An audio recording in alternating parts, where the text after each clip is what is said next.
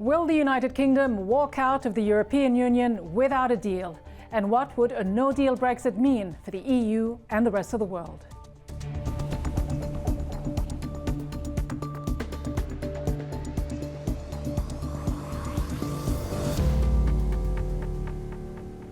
Hello and welcome to Bigger Than Five with me, Rida Fakhri. Nearly 3 years after the UK voted to leave the EU and after 3 failed attempts to push a deal through Parliament, there is still deadlock and uncertainty about how to deliver Brexit. Whoever succeeds Theresa May as Prime Minister will have to find a way out of the crisis. There are 10 candidates vying for the top job. The leading contender is Boris Johnson. He wants the UK to leave the EU with or without a deal by October 31st, the current deadline. In just a few moments, we'll be speaking with Widdecombe, newly elected member of the European Parliament. She represents the Brexit Party, which won a majority of UK seats in last month's elections. But first, we go to Germany, the largest economy in Europe, to see what Europeans in Berlin think about Brexit. Personally, I don't think it's going to affect me in an economic sense, but it definitely affects how I think about the EU and how I choose to live my life, because I want to live in a way that I can cross borders in any way, possible, not just from country to country, but I would wish for Europe to become a place where we can move openly, where we can tolerate each other, accept other cultures, learn from other cultures, instead of kind of drawing up the walls of fear. I think in this period it's worse for the UK citizens, and I know a lot of people that actually are leaving UK, especially London, coming to Berlin because they actually lost the faith in their system. Them leaving will also have a big influence in how daily business in Europe is run. Their place is going to be taken by other countries, and to be honest, I don't know how that's going to look like. I guess there will be layoffs, and maybe some companies will justify the layoffs because of the Brexit. Yeah, we have to let go a lot of people because the trades and the business will not go as we expected, and so we have to leave all the people or lay off all the people. I think the Brits are still not aware what a hard Brexit would mean and all the implications of actually leaving Europe. And they haven't got a clue. Ridiculous. You're absolutely right. They haven't got a clue, and they're ploughing on regardless, directly towards disaster. Yeah. And it just, the mind boggles. I mean, I left Britain because of Brexit. I'm here in Germany because I'm a European, and it's insane that we should think about leaving Europe. If you think back to the Olympics in 2004 and how the world saw Britain as a country that was opening up and part of the world, now it's a place that's building walls and hiding behind tariffs, and it's just they've lost it. They're victims of a right-wing surge, and it's going to change the country profoundly unless they're able to correct their ways. Most Europeans, in my opinion, are at a similar point, just it hasn't gotten this far. So it could totally happen in Germany as well. When you look like right now after the European elections, if you look at it, like the right-wing parties have gained a lot of attention and a lot of votes and percentage, so I think since the UK is that much smaller and things seem to be moving faster, they already got there. But I think this is really like a wake-up call for us to change our ways and to really choose. And I think what we have to choose is between fear and another way, a way of seeing opportunities. Brexit comes from 10 years of austerity, 10 years of Tory government, basically. Yeah. It's the destruction of social services, the destruction of the idea that a society cares for you. In Britain, there's no hope now. The poor are being crushed. I don't see anything beneficial coming from it. It's never gonna be the same again, because there will always be the sting of, you turned your back on us and now you still want to make business with us. I think then that's a personal thing where people might feel, like they're personally insulted by that decision. So then, what's the view from the UK and within the newly formed Brexit Party? Joining me now to talk about this is Widdecombe, a newly elected Brexit Party member of the European Parliament and a long-time former MP in the British Conservative Party. Widdecombe, thanks so much for joining us. People outside the United Kingdom, in Germany, elsewhere in Europe, and here in the United States, as you well know, are looking at this whole Brexit saga and scratching their heads. You yourself said this is beyond parody and that Britain has become an international laughingstock. Who's to blame for this mess? And more importantly, how do you get out of it? Well, I think those statements are true. I think there are lots of hands on the tiller of this particular voyage to disaster and mess. First of all, of course, Theresa May lost her majority in Parliament in a completely unnecessary general election. Then she insisted on bringing back the same deal time and time again, even though Parliament regularly rejected it. Meanwhile, you've got to look at the opposition, the official opposition, which of course over here is the Labour Party. They don't even have a clear policy on Brexit because in both parties there are major divisions. And the Remain faction, of course, in Parliament. Our problem can best be summed up thus. 52% of the British public want to leave the EU. 75% of parliamentarians want to stay. And that, I think, is what is at the root of our problems. So you blame Theresa May, you blame the Conservative Party, the Labour Party, Parliament as well for failing to get on with it. But does the Brexit Party have a workable plan to get on with it? What is your solution? As far as the Brexit Party is concerned, there is now only one solution. We've had 3 years of messing around. We're no nearer a solution now than we were when we started. And the view of the Brexit Party is that we leave on October the 31st, which is the latest scheduled date. We leave on October the 31st without a deal. So you leave without a deal? Without a deal. And at that stage, having made a clean break, we can negotiate a trade deal with Europe. But that is simply not realistic. You've got many people speaking up against this. You've got the Chancellor of the Exchequer, Philip Hammond, saying that there's very, very small chance that this would happen and that it would indeed be very unwise. I do not believe it unwise at all. You've made several points there. First of all, it doesn't matter what the Chancellor says. Whatever this government says has not been carried by Parliament. Now, a lot of people are saying, OK, if that's the only way through, just do it. Just let's get there. The Bank of England says 90% of British business is ready. 92% of British business doesn't even export to the EU. The EU say they're ready for no deal. So where is this big disaster other than a project of fear, which was carried out, of course, at the time of the referendum and failed? So is it a project of fear when you hear from the British government and the central bank making doomsday scenario predictions? A report by the government itself said that the UK was not ready, that it would risk severely damaging its own economy. A no-deal Brexit would shrink the British economy by as much as 9% if it faces significant trade barriers. The central bank warned that the unemployment rate would almost double, that the pound would crash by 25%. I mean, surely these must be alarming signals, aren't they? They would be alarming if we believed them, but you don't seem to realise that we've heard all this before.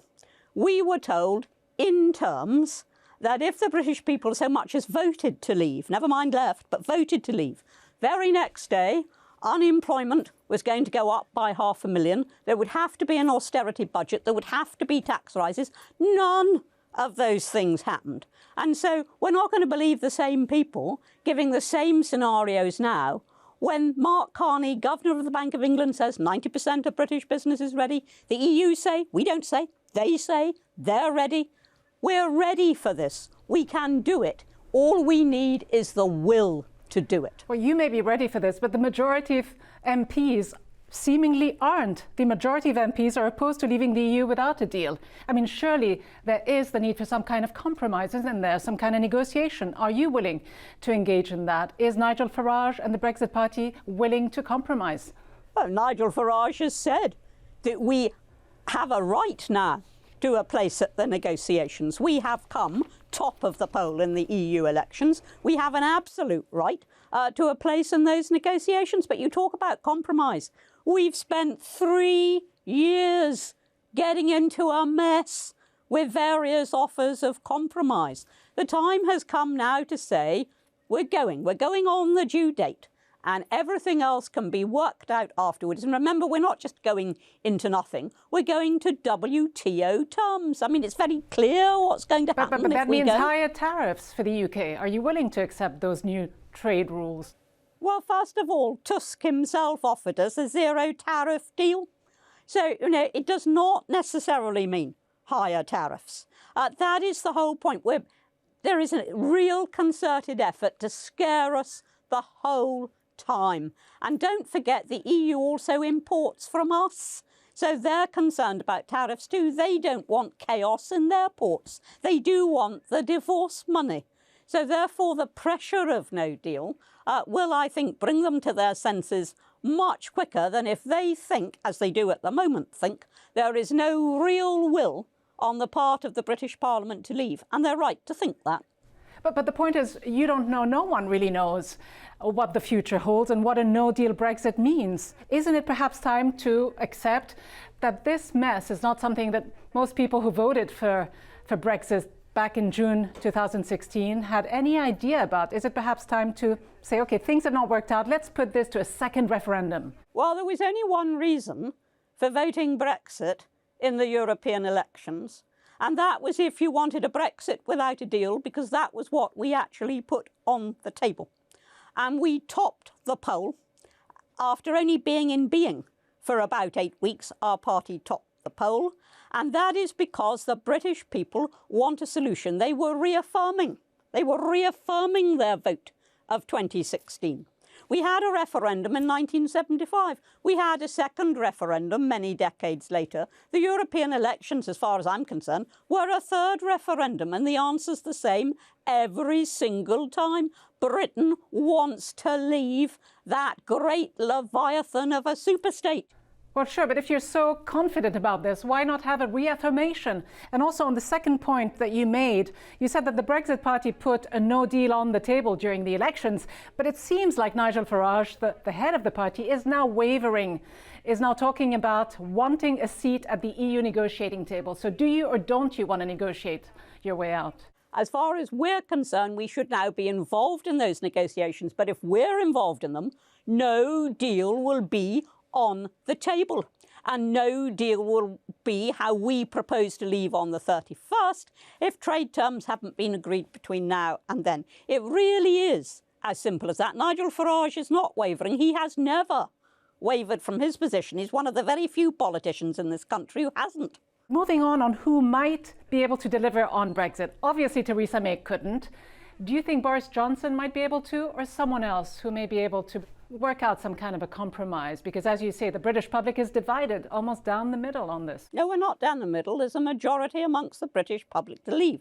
And I won't be told that that majority doesn't exist. It was demonstrated in 2016. It was demonstrated again in the recent Euro elections. The British public wants to leave. Parliament does not. Now, that is our essential problem. And whoever succeeds Theresa May, be it Boris or be it anybody else, is going to be faced with that very simple problem. And that is why that person has to have the guts to say, right, we haven't found a solution. The only thing to do is to leave on the due date. And if we haven't got a deal by then, tough luck. If you were to make one prediction, one bet on any of the contenders for the top job, who will be able to deliver on this, do you think? Well, I'm not sure that any of them are going to be able to do it, because I'm not sure that any of them has the necessary will or can command the backing of Parliament. So, and what's more, I'm not making any predictions at all about the Conservative Party leadership. I will start making predictions and listening seriously to my old party when and only when they're down to the last 3 or 4 and we can see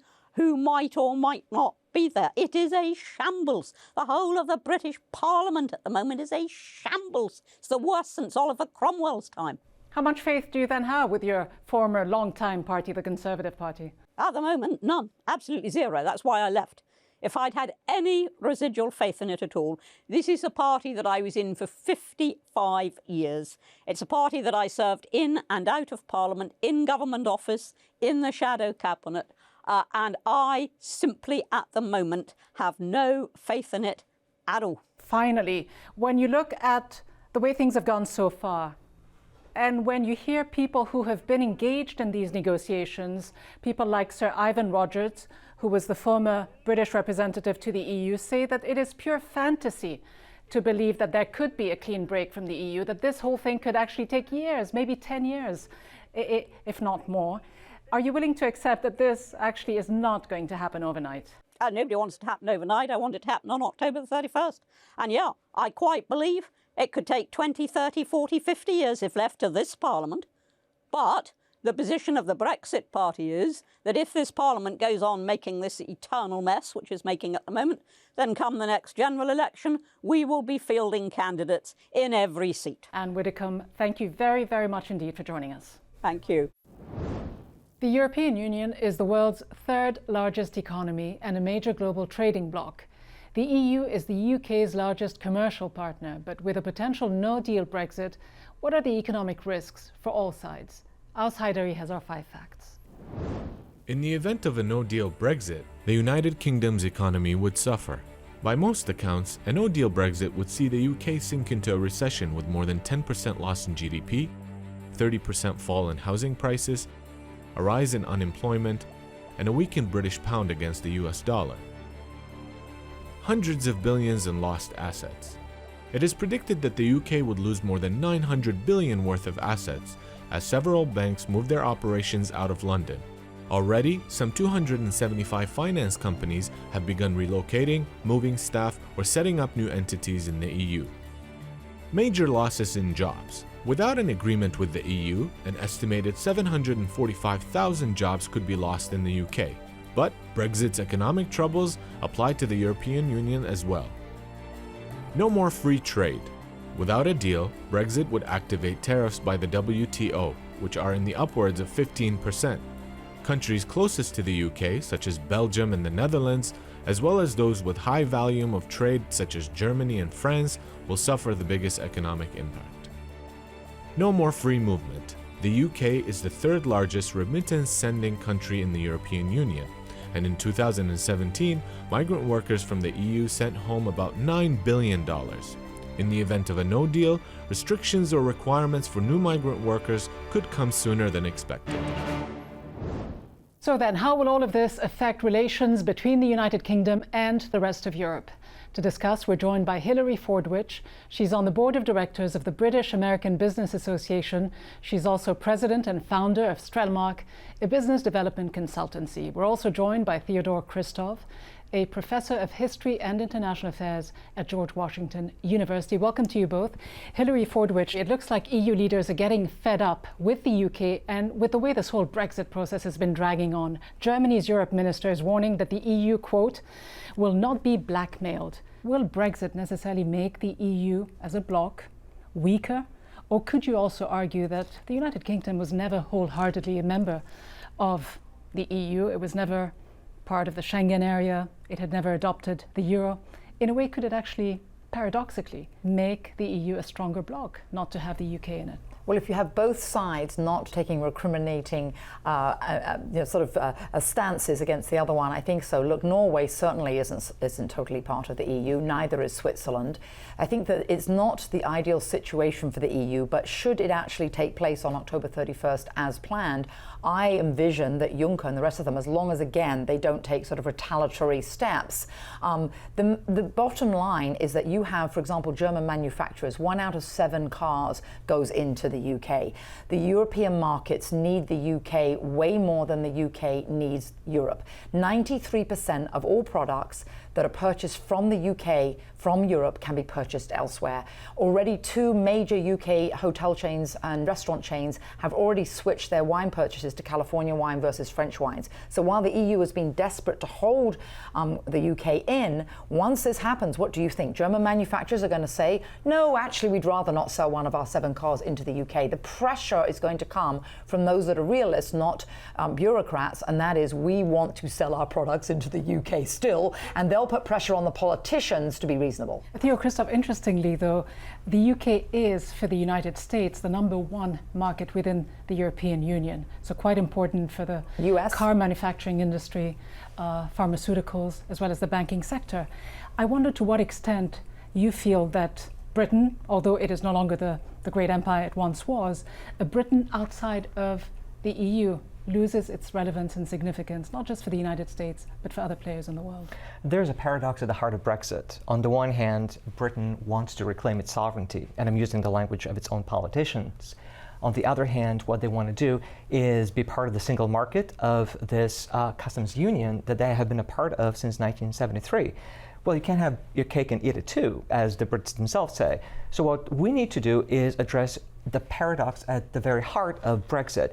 And the question really becomes, what is the feeling? What is the sensibility that has been driving Brexit within Britain itself? And I do think there is a very strong sense of imperial nostalgia. What we have been seeing is precisely the sense that Britain was the global power, and they have been losing over the past few decades through the process of globalization much of their influence around the world. I would actually refer to it as though something a little bit different. I would call it the Stilton sausage argument. You know what that is? Stilton cheese is blue English cheese. Cannot be sold into the EU, whereas Gorgonzola and Roquefort can be sold into the UK. Who are those regulations made by? Bureaucrats in Brussels who are predominantly European. Sausage argument.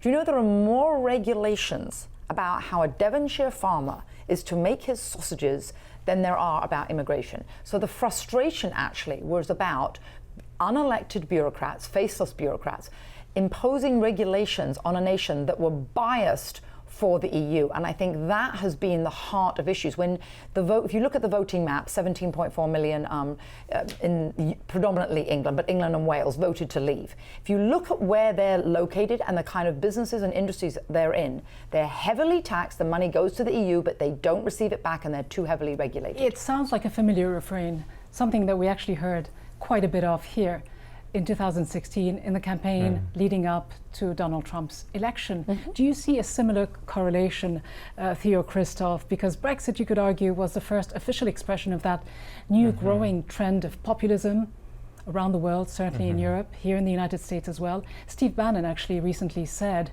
and he's of course the White House's chief strategist formerly, he said that if Brexit hadn't happened, Trump would not have been elected. Do you agree? Yes, up to a point. I do think that what we have been seeing is the results of globalization. There has been a pushback against immigration, against people flooding the streets of London, the streets of Manchester, and I think there is this sense that things have gone wrong, that for the average British person, the benefits of globalization have not been quite there. But I also want to think about the map of the 2016 referendum compared to the 1975 referendum, which was the first referendum that the British held in favor or against their European Union membership. The maps are very much the same in terms of the density of voices in favor of Brexit and against Brexit. So one could argue that in fact there hasn't really been much of a change. What has changed is the density of pro-Brexit people, and again, we're talking about 52 against 48%. So by and large, there has been a commonality what we have been observing here in the U.S. And talking about the U.S. British relationship, that special relationship we often hear about, Trump recently said it was the greatest alliance the world had ever known. How do you think, Hilary, will Brexit affect that special relationship, and will the UK cease to be that all-important partner?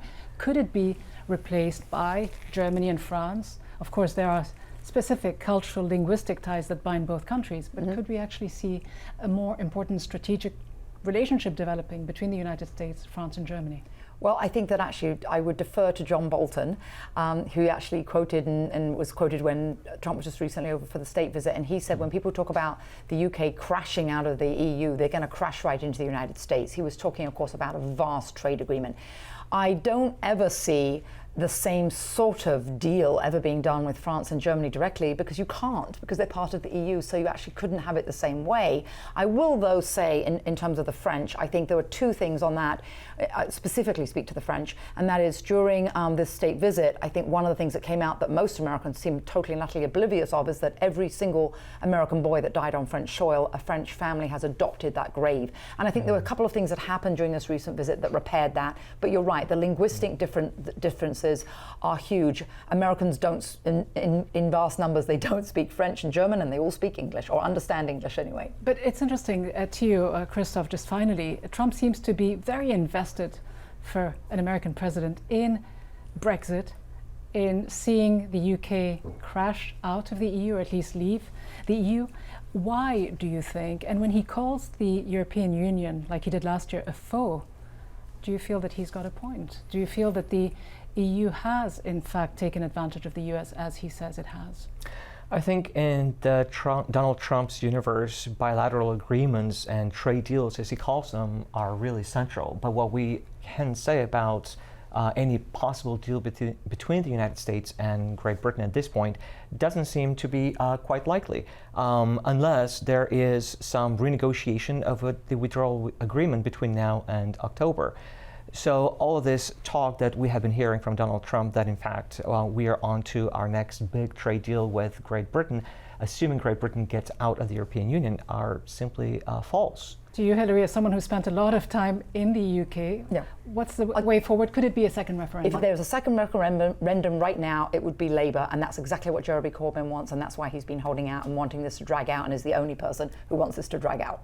All right, Hilary Fordwich and Theo Christov, thank you both very much. Thank you so much for having us. Thank you. And so after decades in the making, the European Union is at a crossroads. While new trading blocs are emerging in Africa and Asia, the UK's exit from the EU deals a heavy blow to the European project. Still, the EU could become a stronger and more cohesive economic and political union, with future EU enlargement being considered more carefully than ever to ensure that commitments to the very foundation of the EU cannot be reversed by political gamble or a simple referendum. From me, Rida Fakhri, and all the team here in Washington, thanks for watching. See you next time.